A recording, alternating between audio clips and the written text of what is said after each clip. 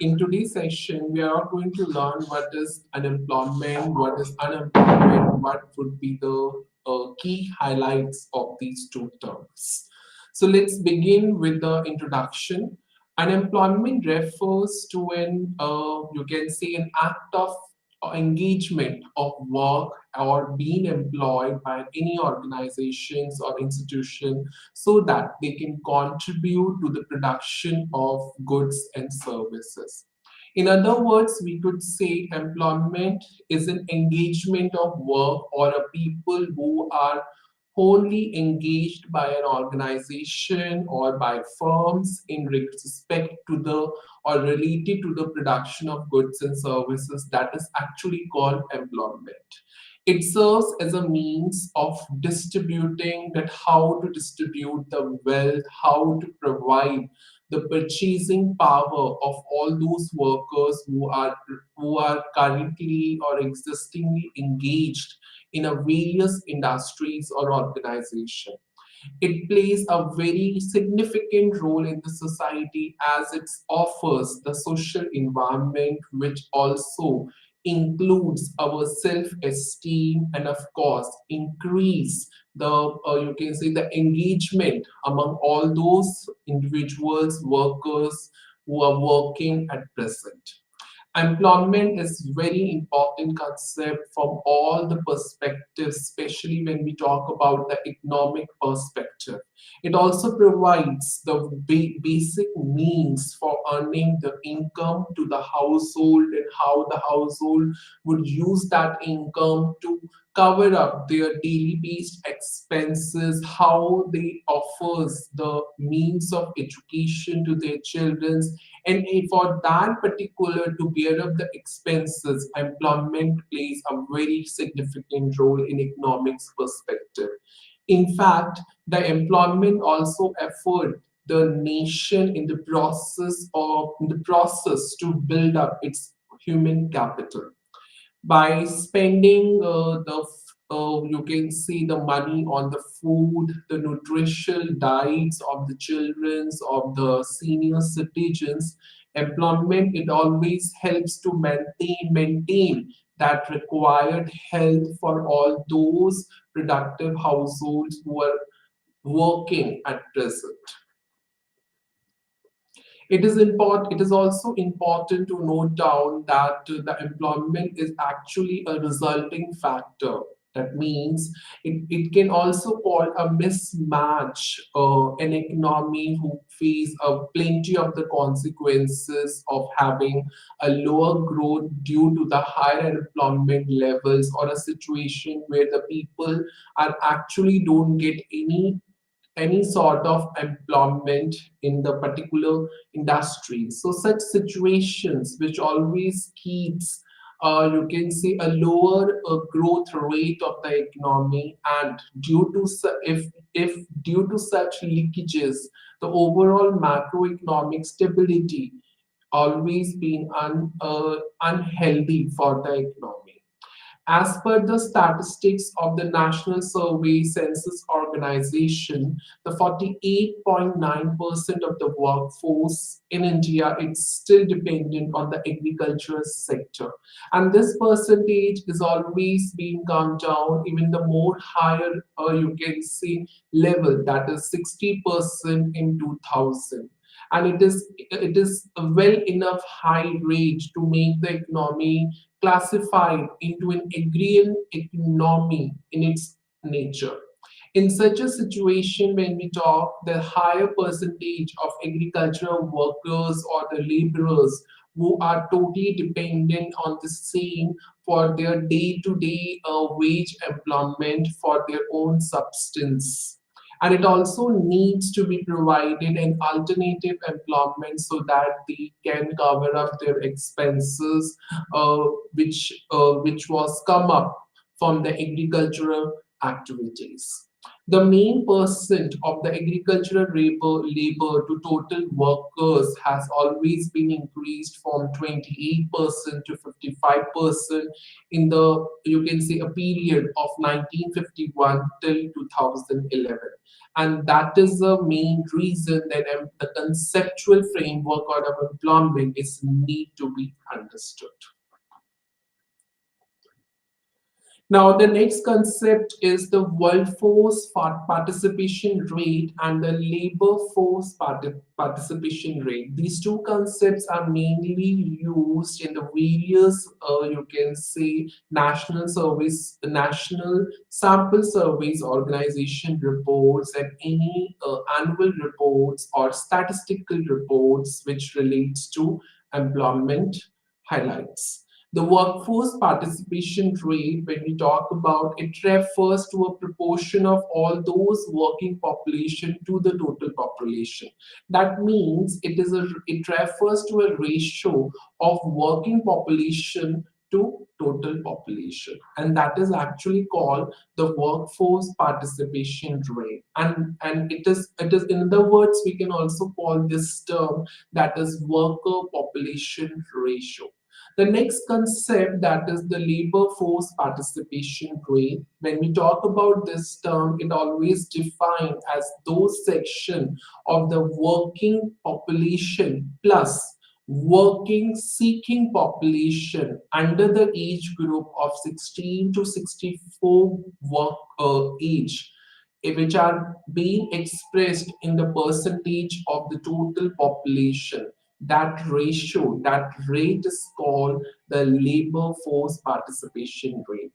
It means it is a ratio. In other words, we can say it is a ratio of the working population plus the working seeking population in under the age group of 16 to 64 years to the total population, and that is called the labor force participation rate. It is usually being expressed of the number of persons employed plus unemployed per thousand persons as per the National Sample Survey Organization's reports. So when we talk about the India in 2015 to 16, the labor force participation rate as per the usual principal status reports or classification, the total per persons including males and females has been to be or leads to 50.3%. When we classify according to the gender wise males and females, that means 75% is for males and the 24% for females. That means the higher percentage of males would involve, that is in labor force on the agricultural activities as compared to the females. That means there is a huge difference, that is more than the three times for males than females. So when we talk about the, you can say, unemployment rate under this, that would be the 5% for the overall gender including males and females. That means it was 9% for the females and the 4% for the males. So automatically, when we talk about the employment rate, it classified into males and females. So 75% for the males and the 24% for the females. But when we talk about the unemployment rate, and the overall rate of the unemployment is 5%, and when we classify by the gender wise, that is 9% for the females and the 4% for the males. That means unemployment rate is more for females than the males. So this is a conceptual framework as according to the statistics or you can say data in respect of the labor force participation rate. So this is the called an India employment growth. That means when we compared from 2016 till 2020.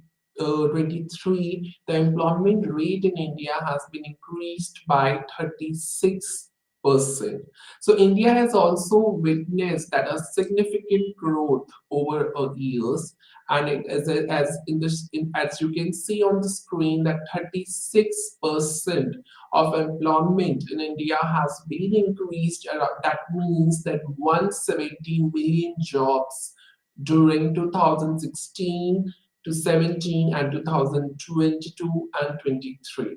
So when we talk about this statistic, it's always sustained a creation of the job across the various key sectors, including the manufacturing, including the cement, you can say textiles, garments, and of course the cosmetics industries. There's a plenty and the retail sectors, finance sectors, where the creations of jobs or the job creation has been sustained, and the statistics also demonstrate a growth rate over the years.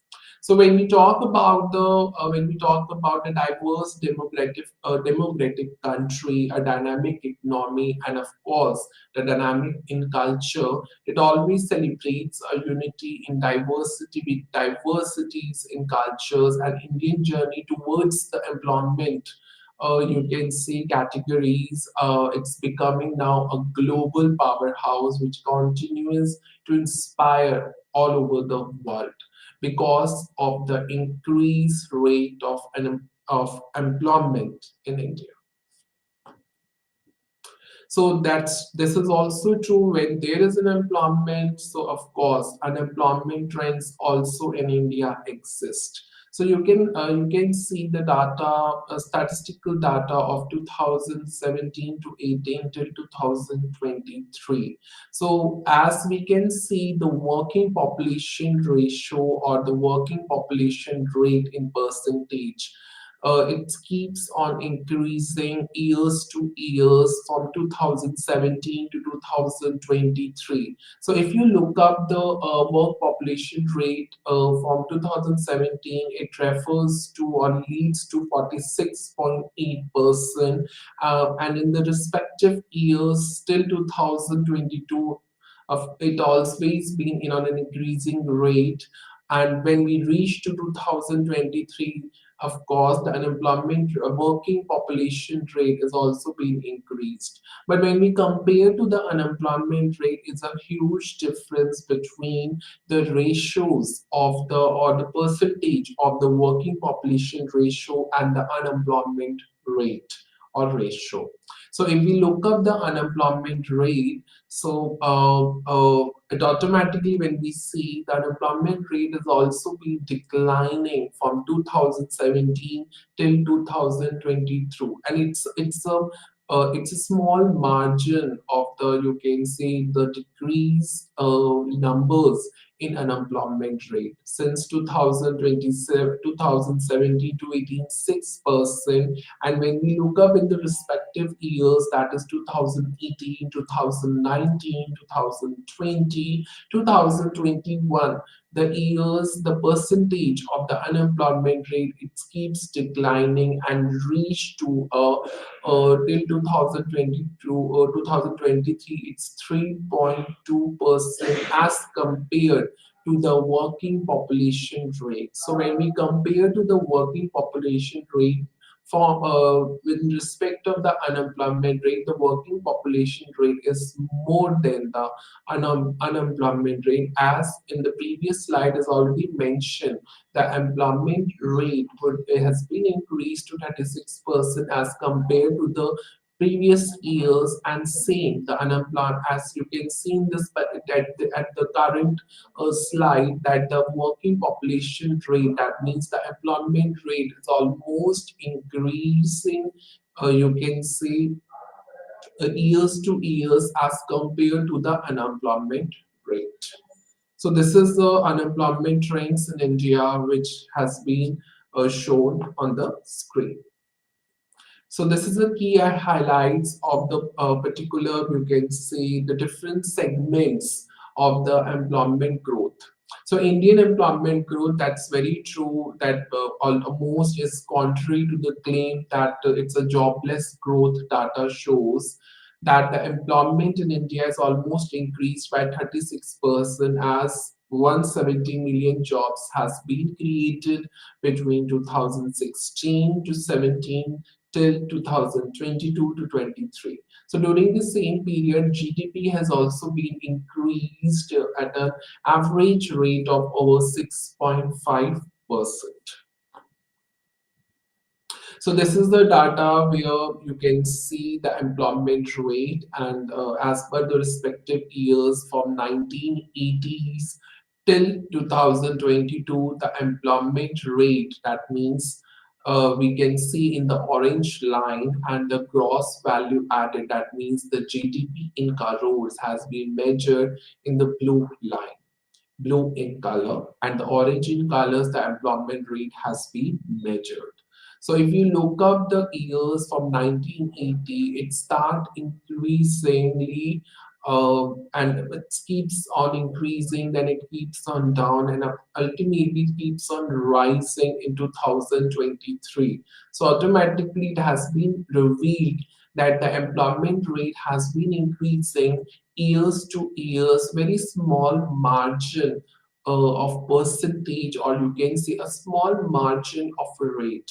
So when we look up, when there is an increase in the employment rate, then automatically the GDP, that means the gross value added, that means the production of goods and services rate, has also been increased. So you can look up in the blue in color, that is a blue in line, or in the particular graph, the gross value added, that means the production of goods and services due in the various key industries or the key sectors, it has been increased years to years. That means from since 1980 to 2023. If you look up, when it almost been decreased in 2019, and ultimately it been increased in the upcoming years, that is to 2020 to 2023.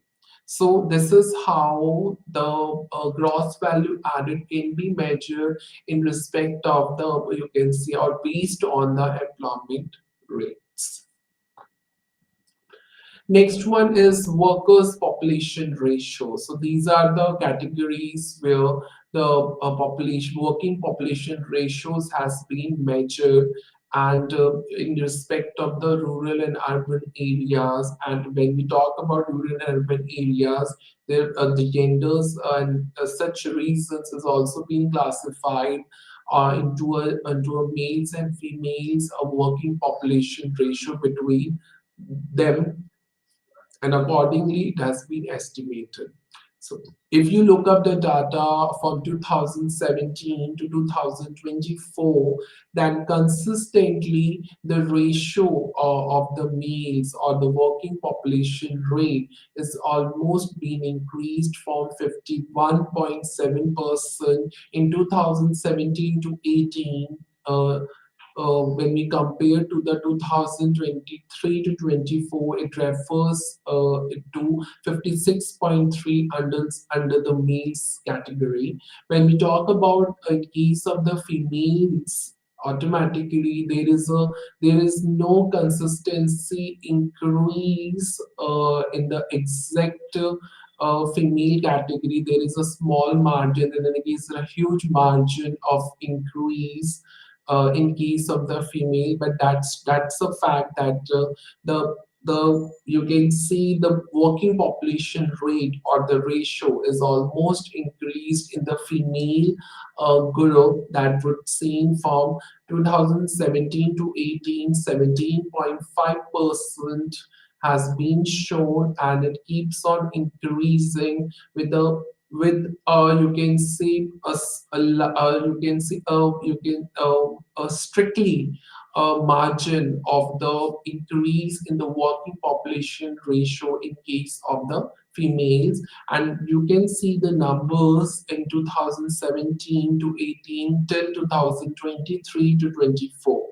When we talk about the urban regions, automatically, of course, there are huge increment when the working population ratios in urban region has almost been increased as compared to the rural region, as more and more industries has been constructed as a new, you can say industries are also coming up to the urban areas, and that's the main reason the females and the males working population ratio or the rate is also being increased, and that is a proof in the data has been shown between the males and females. So if you look up the data in urban region, males and females, so in case of the males category, the 53%, you can see in 2017 to 18 has keep consistently increasing till 2023 to 24, that is 56.4% in case of males.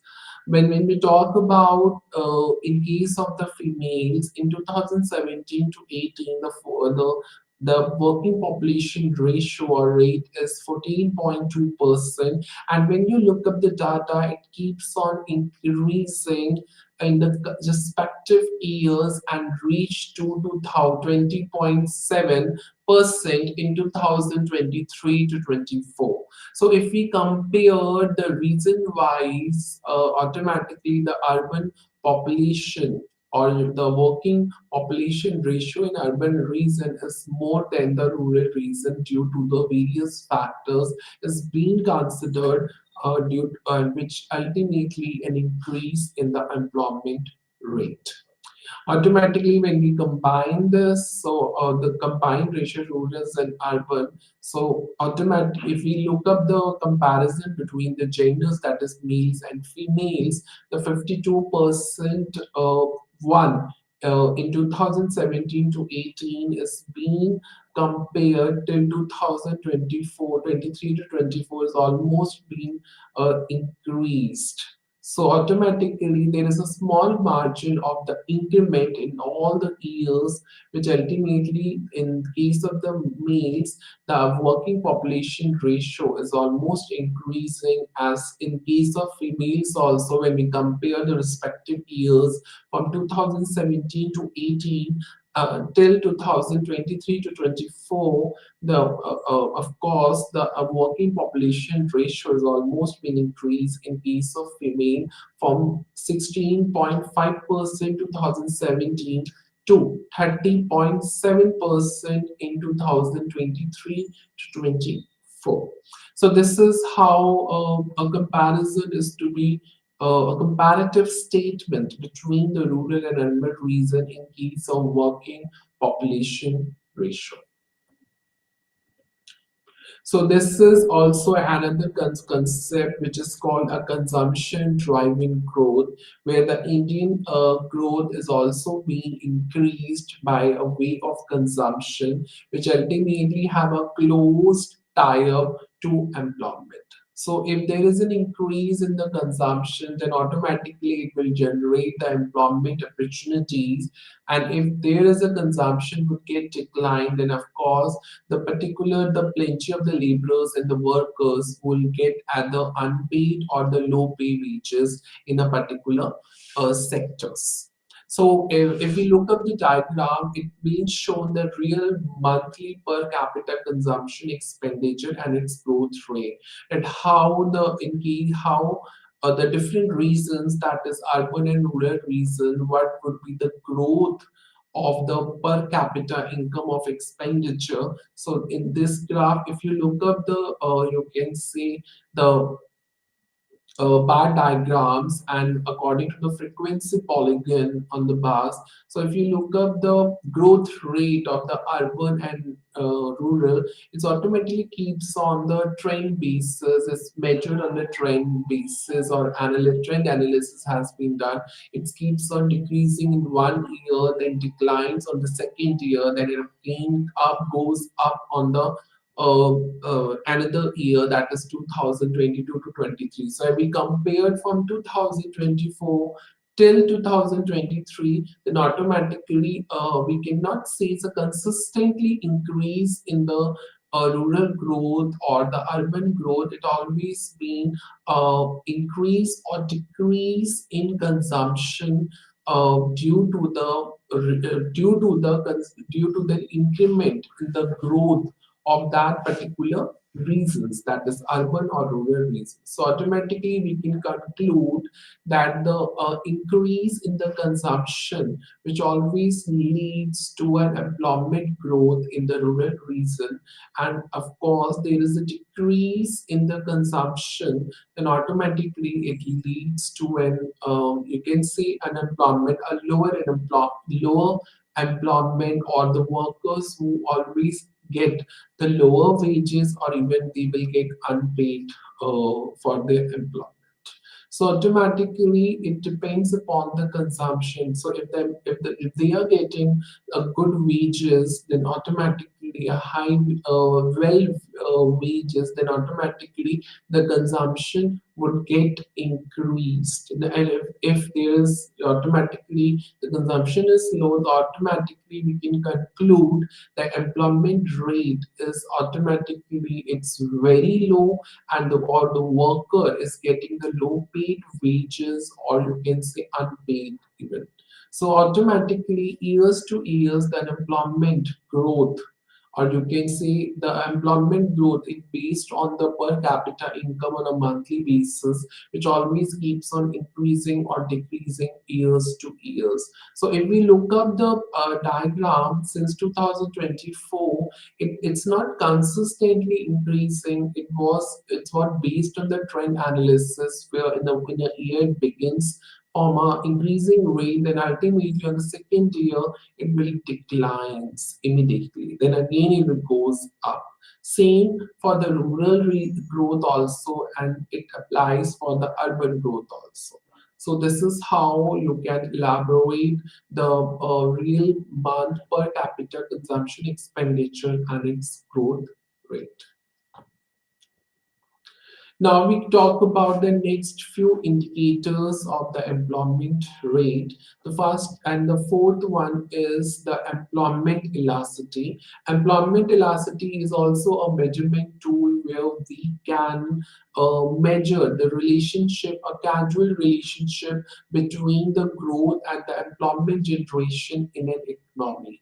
So, if we talk about the report estimation, which is always based on one of the model of economics and the mathematics, that is called a linear econometric model, which shows that in the period of 2017 to 2023 there was a 1.11% increase in jobs for a percentage increase in value added. That means if there is an increase in the growth of the jobs and the growth of the employment rate, that ultimately leads to an increase in the gross value added. That means there is an increase in the production of goods and services in an overall economy, and that is called employment elasticity, where we will have a close look to the measurement of the growth and employment generation in an economy, and where the statistical or mathematical models will be applied to get the results by measuring it, and the result as per the report, or you can say 1.11% increase in jobs, which ultimately increase in the gross value added. The next part is, and the last one is sectoral observations. As we can observe the numerical data, we can observe the statistical data as the labor capital ratio. So if there is an increase in the labor jobs, there is an increase in the gross value added. That means the services sectors, a rate of the services sectors would also get increased by 1.17 as per the statistical data. So automatically when we talk about the supply side arguments, or it always shown in the reports that it fails to generate the jobs. Automatically, if they generate the jobs, the workers or the laborers will get the low paid wages. So this is an argument which always been you can say into today's scenario, and it is always based on this observation in the various key sectors.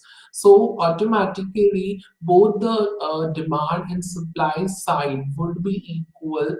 And if it is equal, that means there is a chance to generate the employment opportunities in a country. And when there is a confliction between the demand and supply side, that the Indian economy then automatically becomes the inconsistence, which leads to some form of joblessness.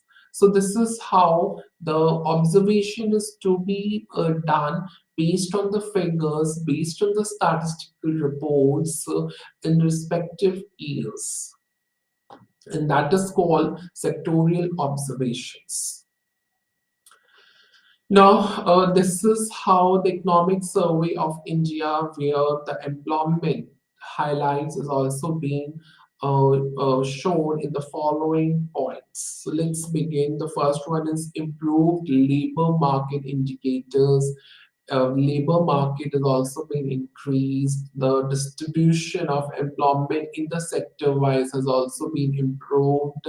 There is a decline in the youth unemployment. There is a more rise in the female labor force participation. There is a recovery in the organized manufacturing employment. There is a wage growth in rural and urban areas. There is an expansion of the employee provident fund organization payrolls. There is a potential to a GIE economy. There is always more and more sectors were involved, that is manufacturing and the artificial intelligence. So let's understand one by one these 9 points a little bit more. The first one is improved labor market. So when we talk about the Indian labor market indicators has consistently improved with the unemployment, as the unemployment rate has also been declined from 3.2% in 2022 to 23. So when we talk about the sectoral employment, that means we can talk about the agriculture, we can talk about the manufacturing sectors, we can talk about the services sectors. So agriculture remains a dominant, which always gives more and more employment opportunities over the 45% of the population in India or of the workforce. And of course, this increment is always leads to a gradual shift towards the manufacturing and the services sector. The next one is youth employment. So according to the you can say PLFS report, that is called the Profit Lenient Financial Statements reports, where the youth age under 15 to 29 years, the unemployment rate is also being declined from 17.8% in 2017 to 18 to 10% in 2022 to 23. That means there is a huge decline in the unemployment rate from 17.8% to 10% in 2022 to 23 as compared to 2017 to 18. The next parameter, that is female workforce participation, and of course the female labor participation rate is almost increased as the more and more females are mostly involved into a working sectors due to a supportive policy, and the companies and the industries are all coming up to more and more policies to be implemented, to be recognized for the females who are working into a different sectors. The next one is manufacturing recovery, and the factories who are employing over the more and more 100 workers, of course, they are experienced the 11 sorry 11.8% growth between the financial year 2018 and the financial year 2022, where the larger and larger, you can see the industries or the industrial units has been, you can see, build up, who are actually creating more and more jobs rather than the small jobs. So this is how the manufacturing recovery stage is also being emerged due to an increase in the employment rate, and this recovery it's creating more and more jobs than the small ones. Next one is wage rates. So during the financial year 2015 to 2022, the wages per worker in rural areas has also been increased at 6.9%. That means that means a compound annual growth rate is also being increased in rural areas as compared to the urban areas, that is 6.1%. This growth is always being increased due to a development of the more and more rural industries in the rural area, especially the industries which are related to the construction and the manufacturing sectors. And also the government has also implemented the various programs or the policies for such particular laborers, that is the Mahatma Gandhi National Rural Employment Guarantee Act. So this is a particular employment programs for the public who in the rural regions or in the all over the regions where the workers who are the laborers who are mainly engaged into a construction and the manufacturing sectors. The next one is Employee Provident Fund Organization payroll growth. And of course, as the employment rate has been increased by 36%, then of course the Employee Provident Fund payroll growth is also to be seen. So the yearly net payroll additions due to such organizations more is have more than the double from 61.1 lakh in 2019 to 131.5 lakhs in financial year 2024. That means the aim of this payroll growth is to create more and more employment opportunities and have a greater formalization of employment in an country.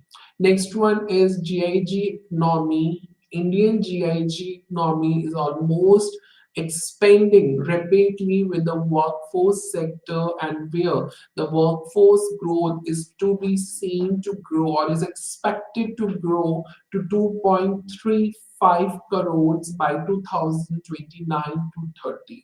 Then last, you can see sector, that is the manufacturing and artificial intelligence, where the manufacturing sectors remain shielded from the automation, which are offering the, you can say, continuous job growth opportunity. So when the artificial intelligence engaged into in every sector, it creates a more and more job opportunities for the youth and the particular youth who are mainly seeking and searching for a job in respect of the manufacturing sectors along with the artificial intelligence or involved in an automation.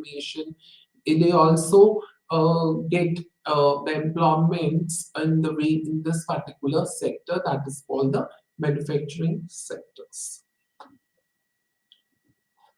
Now we come up to an Indian economic profile. So Indian economic performances in the last, you can see, years as compared to the financial year 2023 to 24, it's called robust growth. That means the real GDP has been estimated to grow by 8.2% in financial year 2023 as compared to last year, leads to 7.0. So the nominal gross domestic product growth rate is also being increased to 9.6% in 2023 to 24 as compared to the last year, that is 14.2%. The next concept is the real gross value added has also been grown by 7.2% in 2023 over 6.7% in 2022 to 23. And this growth value added has been a significant growth in the manufacturing sectors by 9.9% in 2023 to 24 as compared to the last year, that is 2022 to 23. And it's not about any growth in the manufacturing sectors while comparing the 2 years, and it also growth in, and is also been estimated to have or to grow in the various sectors like mining and quarrying sectors as well. So the real gross value added and the real gross domestic product has also been estimated that to grow by 6.3% and the 7.8% respectively in the last quarter of the financial year 2023 to 24. And of course, when it comes to the in lakhs in rupees, so the real GDP is also has also been estimated to achieve, you can say, a level of 173.282 lakh crores in the year 2023 to 24 against the, you can say, the first you can say quarter of estimation of the gross domestic product in year 2022 to 23 of 1607 lakhs crores. So automatically in 2023 to 24, the real GDP has been increased, a huge increase as compared to the year 2022 to 23. Now we come up to the employment policies. The first one in 1950s, the economic growth is termed as a catalyst for employment. So after the independence, India faced the biggest challenge of how to rebuild the economy as it is being fragmented by colonial rules. So the country first prime minister, that is the Jawaharlal Nehru, is always push the economy into an economic growth so that the employment rate would get increased after the independence or after the years of such independence. So the 1950 in the 1950 it was the government has launched the 5 year plans where the economy can also see a series of the centralized or the integrated national economic programs. So these are the year-wise centralized planning and industrialization. So the first 5 year plans, that is 1951 to 56, it's mainly focused on the agricultural development. Why? Because it is the backbone of the economy and employment. The second 5 year plan, that is 1956 to 61, now it shifted. The next 5 year plans, it shifted to heavy industries, infrastructure, so that the industrial growth could be founded or the job opportunities could be created.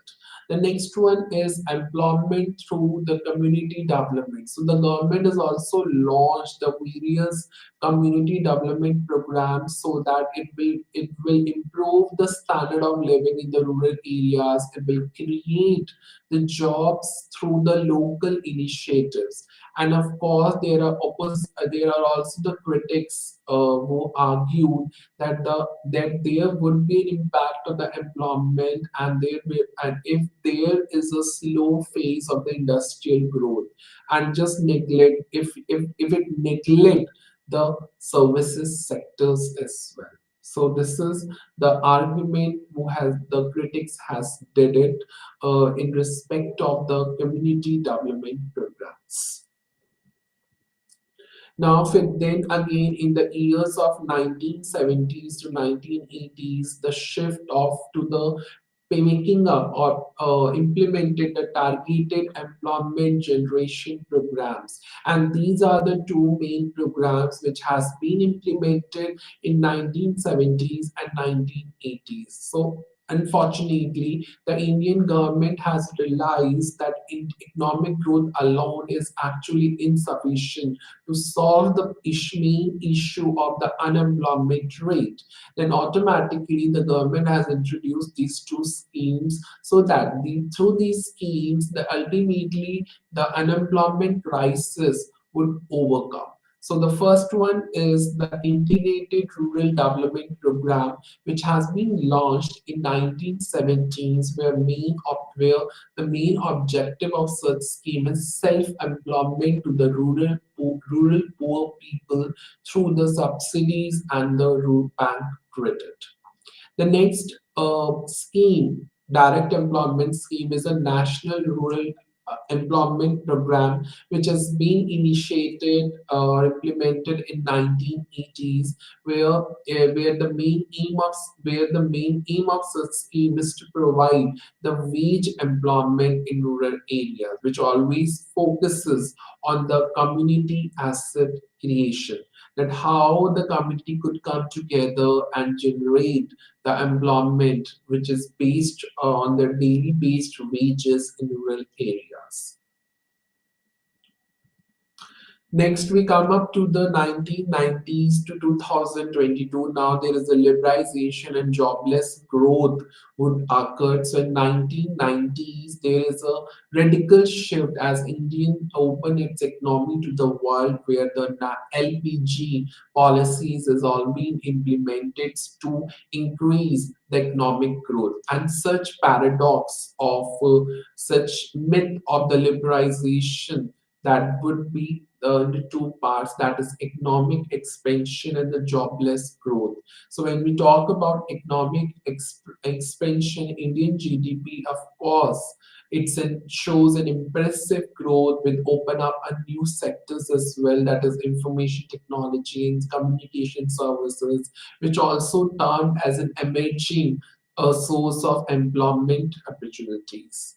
The next one is jobless growth. So, despite or without economic expansion, economic growth has almost failed to keep up a pace, or leading to or leads to an you can say jobless growth, or the phenomenon of a jobless growth.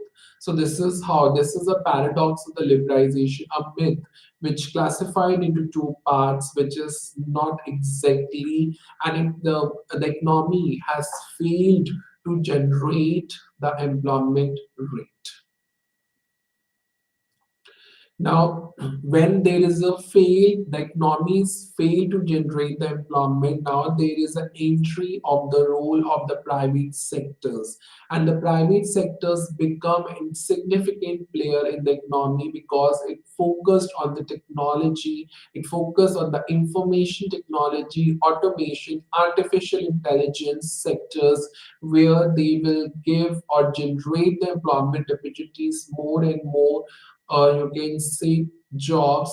But ultimately, when this particular respective years in 1990s and 2022, there are always a favor jobs, where there is a need to develop the policies so that the job creation opportunities should be encouraged. And in the post, next is the post 2002 era, that means after 2002, there is a development of a demand driven employment initiatives, as there is a situation of the unemployment. The government takes a very active role in launching such initiatives, and one of the initiatives the government has launched, that is the NERGA, that is National Rural Employment Guarantee Act 2005. So it was launched in 2005, where It was a landmark in Indian employment policy, and of course, the aim of such policy is to guarantee 100 days of wage employment per year to every rural household whose adult members is volunteered to do unskilled manual work. So this scheme is almost a rural poor people who doesn't have any sort of employment and who do work on a voluntary basis. So this scheme has been launched to such people for 100 days of wage employment per year to every rural household. But unfortunately, as it was a negative or positive impact, and of course, there would be a big challenge of this particular scheme. So the significant outreach. So of course, this scheme has a broad reach, and of course, it provided the employment opportunities at that period in 2005 onwards to the millions of the rural people and helping to elevate the poverty to some extent. But the challenge has also been there. The issues like delayed payments, bureaucratic issues, the temporary nature of the job has always raised a question about the big impact or a long-term impact of the particular scheme or employment initiative or act. So this is the main advantage of this scheme and a main challenge of this scheme as well after 2002. Now we can talk about the reflections that how the employment, what would be the effectiveness of the employment policies. So what that means, what would be the advantages of such employment schemes. So if as we have already looked up the employment policies in 1950s or 60s, in 1980s to 90s, now in 2022. So of course, automatically such schemes also has aimed to provide the employment opportunities to youth and the rural poor people in the rural areas. And of course, the criticisms and the advantages as always goes on a hand to hand. So of course, what would be the outcome? So whatever the outcomes has been come, there is an assessment of the outcomes, the reflections of such effectiveness of such policies, that is a short-term relief and the long-term relief. Many policies provided an immediate relief, but actually it failed to provide or to fulfill the need for the long-term employment generation. And the next one is urban rural division. So this disparity in the employment opportunities between the rural and urban regions, of course, are one of the major concerns.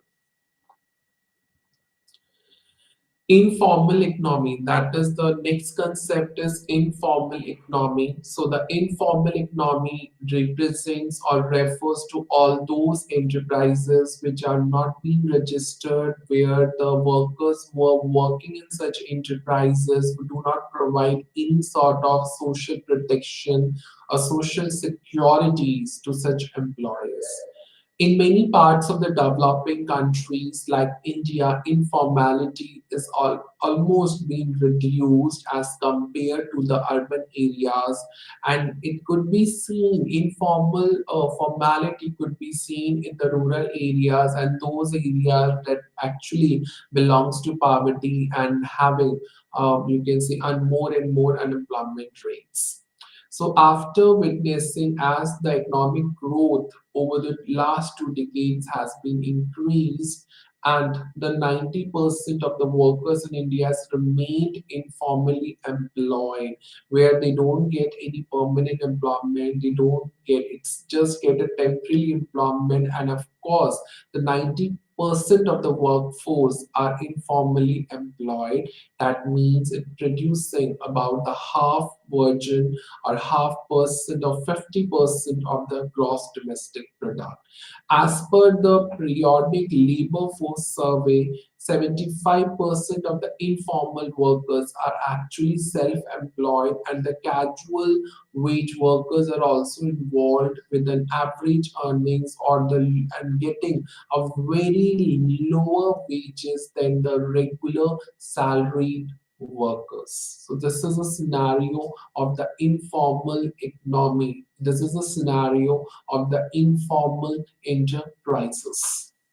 Next one is challenges which is related to our informal sector workers. The first is labor related challenges. As the large workers are employed in the rural sectors, the biggest challenge is that is in the urban workforce in the informal sector.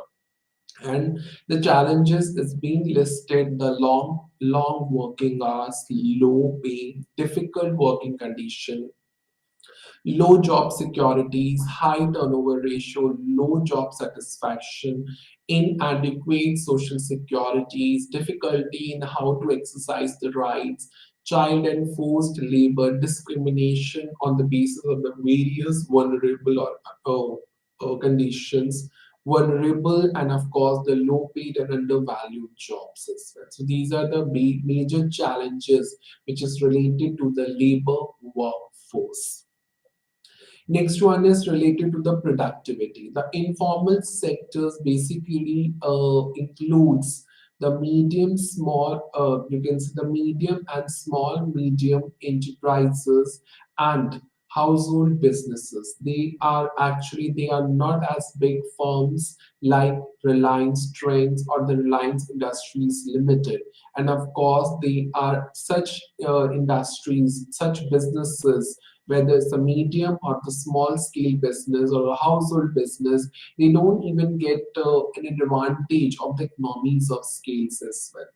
Then the last challenge is inability to rise tax revenues, as these firms are not registered, they are not legally registered, they are not directly regulated with the under the rules and norms of the government. Then of course such enterprises cannot be able to rise the tax revenues, and of course having an overall growth of the economy, as they can hide the incomes or expenses from the regulatory framework, and that's the main reason it is unable to rise the tax revenues. Now we can talk about the current state of informal workers in India. So we can talk about over the 94% of 227.69 crores informal sector workers are registered in the e-Shram portal.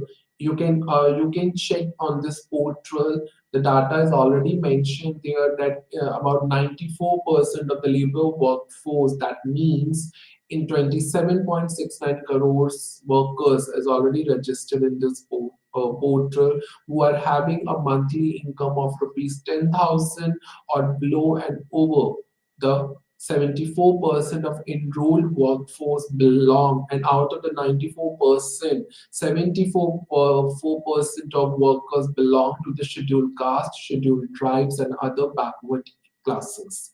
The proportion of the general category of such workers is 25.56%. And of course, the data which has been shown through the eShram portal, 94.11% are already registered as an informal sectors who's having an income, and 4.36% who having a monthly income of 10,000 to 15,000 rupees.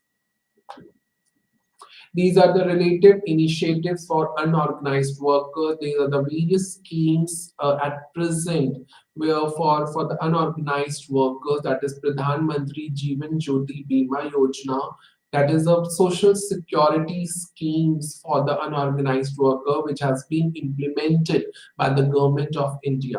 Pradhan Mantri Suraksha Bima Yojana, Ayushman Bharat Pradhan Mantri Jan Ayogya Yojana, Pradhan Mantri Shram Yogi Madhan Yojana. So these schemes are mainly offer the life insurance or health insurance coverage, and of course, you can see provide a labor and employment securities to the unorganized workers where they don't get from the private sectors. So the government have implemented the schemes for unorganized workers so that their life and the health could be secured. That's it for today. Thank you so much for listening this lecture. I'll come up to more and more interesting topics in the relevant blog. Namaste to all.